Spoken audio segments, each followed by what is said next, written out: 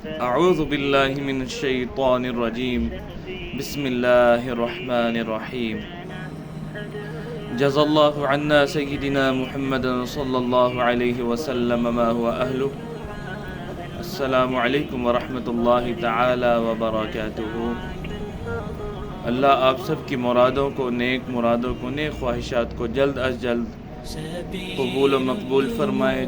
جو دعاؤں میں مانگ رہے ہیں اللہ آپ کو وہ عطا فرمائے۔ آج کا موضوع جو ہے وہ انتہائی خوبصورت موضوع ہے۔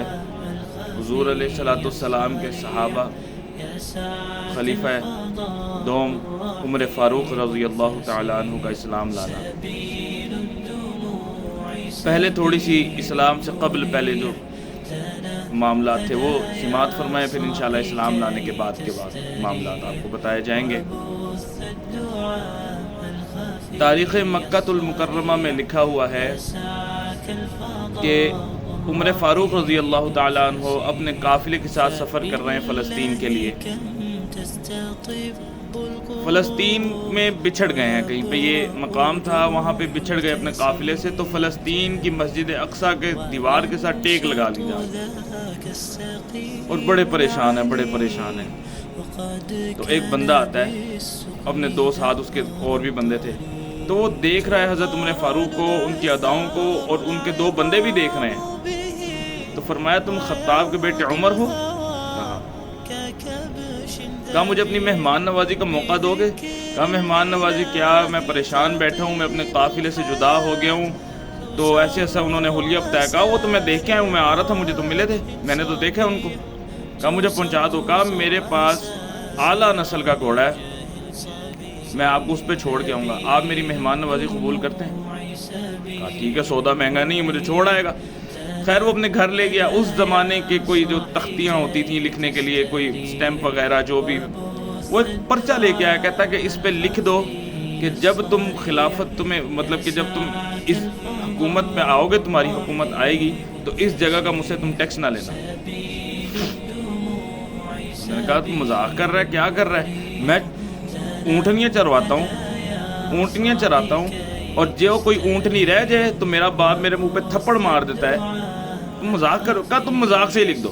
خیر انہوں نے لکھ دیا، تو کہا مجھے پہنچا گیا۔ خیر یہ قافلے کے ساتھ مل گئے، حضرت عمر فاروق اپنے قافلے کے ساتھ مل گئے۔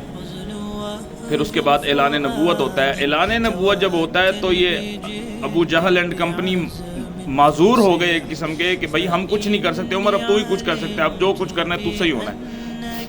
تو بظاہر یہ گئے ہیں گردن لینے کے لیے اور اپنی گردن دے کے آئے ہیں عمر فاروق رضی اللہ تعالیٰ عنہ۔ یہ تھوڑا سا میں نے قبل اسلام سے پہلے ان کا تھوڑا سا بتایا۔ اب بعد اسلام کے کیا معاملہ ہے۔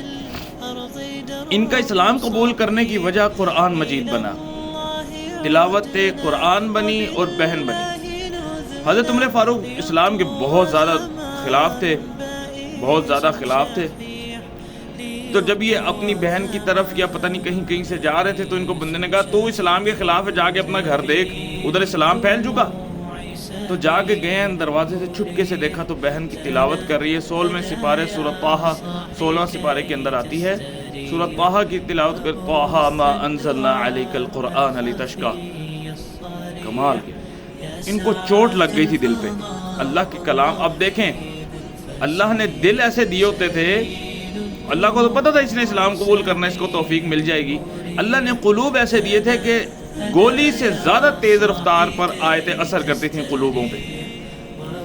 خیر گئے، بہن یہ کیا پڑھ رہی ہو؟ کہا اللہ کا کلام پڑھ رہی ہوں۔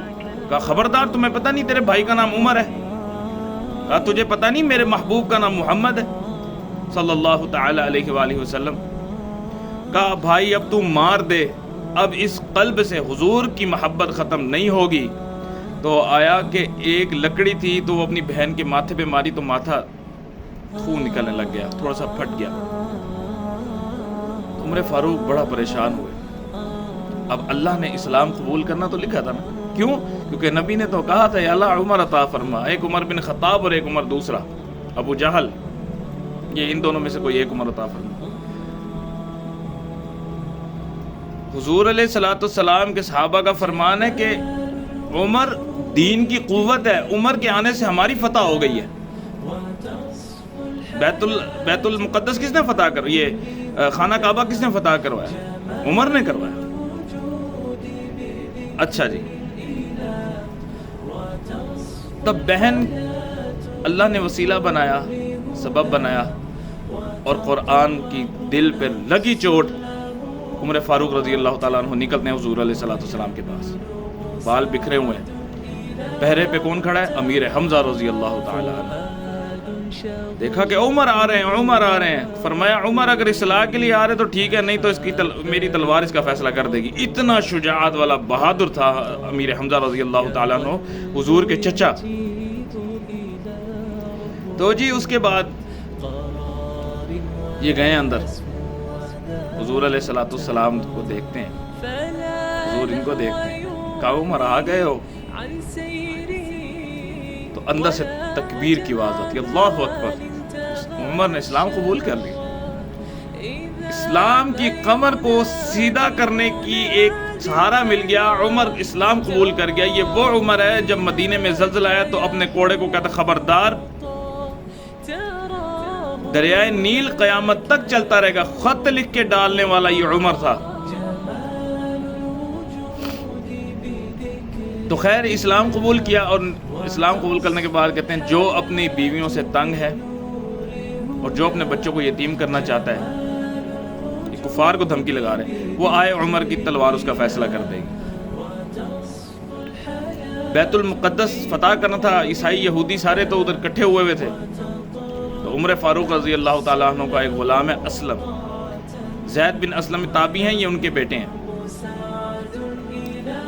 زید تابعی ہیں اور اسلم والد ہیں۔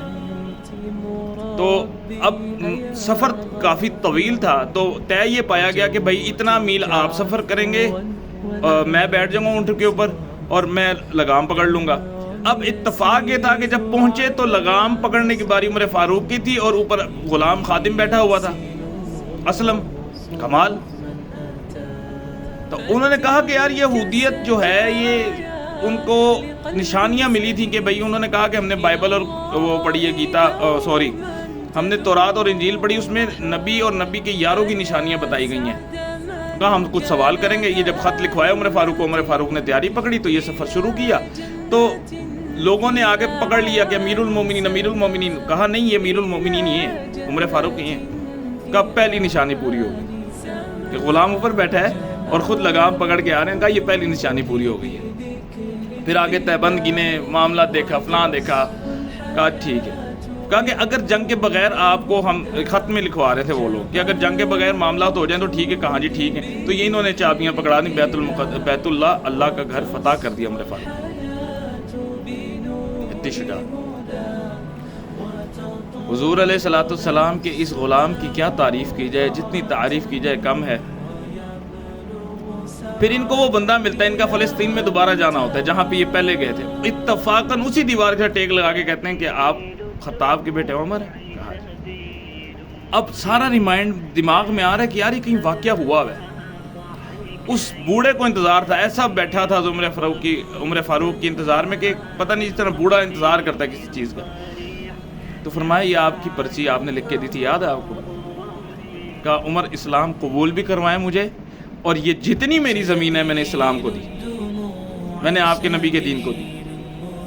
ایک واقعہ یاد آ گیا بڑا خوبصورت، دو واقعات یاد ہیں معذرت کے ساتھ، آپ کے ساتھ میں مختصر کر کے اس کو پیش کرتا ہوں۔ عمر فاروق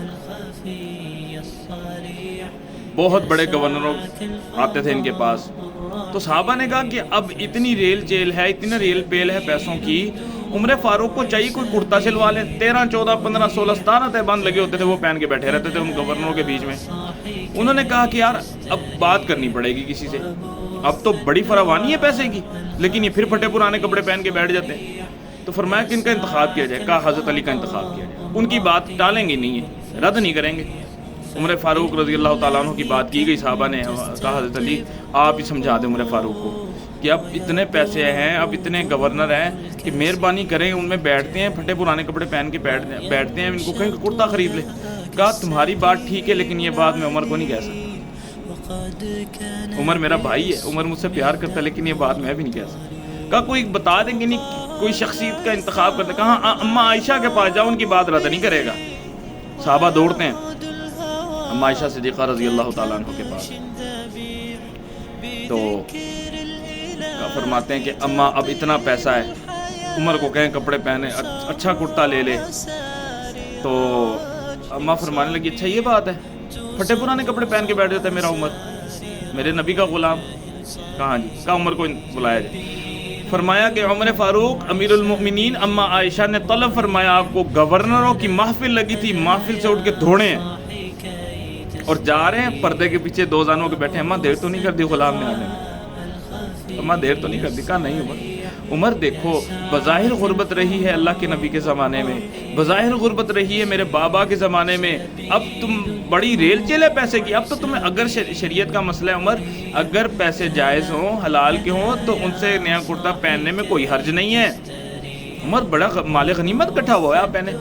تو فرمایا اماں فرماتی ہیں میں بولتی گئی عمر جی اماں جی اماں جی اماں کرتا گیا. اللہ اکبر, ایسے بھی تقوی والے ہیں. فرمایا عمر نے میں نے بات ختم کی, عمر نے منہ پر کیا تو عمر کی ساری داڑھی مبارک آنسوؤں سے بھیگی. اماں فرماتی ہیں میں دیکھ کے پریشان ہو گئی عمر. کہا اماں ایک شرط پہ پہنوں گا, ہو وہ لباس آمنہ کے لال کا جس نے وہ پہنا ہو. اماں فرماتی ہیں میں رونے لگ گئی کہ ساری زندگی حضور نے تو اچھا کپڑا پہنا ہی نہیں, صرف ایک موقع پہ کرتا پہنا تھا, وہ بھی چند لمحات کے لیے اتار دیا. کہا اماں میں پہننے کو تیار ہوں, لیکن وہ حلیہ جو میرے محبوب نے اپنایا, جو میرے دلدار نے اپنایا, جس نے مجھے دعاؤں میں مانگا, میں وہ پہننے کو تیار ہوں. عمر فاروق کو اماں کہتی ہیں اماں فرمانے لگی عمر تو سچا ہے, تو ٹھیک ہے, تو جا, تو اپنے موقع پہ صحیح ہے. صحابہ رضی اللہ تعالیٰ عنہ کونے پہ چھپے ہوئے. کہا اماں کیا ہوئی بات؟ کہا بھائی میری بات سنو میرے بچوں, تمہیں عمر کے پھٹے پرانے کپڑے نظر آتے ہیں, اس کو اس حلیے میں اپنے محبوب کی ادائیں نظر آتی ہیں. اللہ اکبر. یہ واقعات عمر. ایک اور واقعہ, آخری واقعہ, پھر انشاءاللہ اختتام کرتے ہیں اس ویڈیو کا. ایک دفعہ عمر فاروق رضی اللہ تعالیٰ عید کی نماز پڑھانے جا رہے ہیں اور ننگے پیر دوڑ رہے ہیں. صحابہ نے کہا یار عمر کیا ہو گیا آپ کو, جوتی تو پہننی تھی. کہا جوتی ٹوٹ گئی تھی. یہ تقوی دیکھیں, یہ تقوی کی بنیاد ہے. کہا جوتی تو پہننی. کہا کیا ہو گیا, میرے پیر ننگے. عمر کا کردار تو ننگا نہیں ہے نا. اللہ, عمر کا کردار تو ننگا نہیں ہے نا.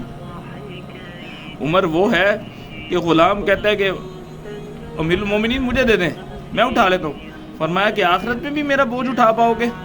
یہ بخشے بخشایوں کا یہ حال ہے, اور ہم دیکھیں گناہگار لت پت ہیں گناہوں میں, اور ہمیں امید اللہ معاف کر دے گا. ادھر دیکھو تقوی, حضور کی سیرت سے دوری, حضور کے اصحاب کی سیرت سے دوری تو بھٹکا دی اللہ نے. چلو بھٹکو پھر.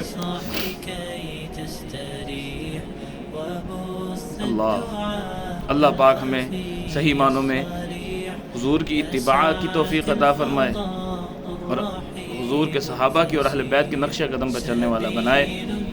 آج کی ویڈیو امید کرتا ہوں پسند آئی ہو, کہ میں نے موٹی موٹی باتیں آپ کے ساتھ عرض کی ہیں, اور دعا ہے کہ اللہ رب العزت آپ کے سننے سے پہلے اللہ مجھے بھی اس پہ توفیق عطا فرمائے, آپ کو بھی توفیق عطا فرمائے.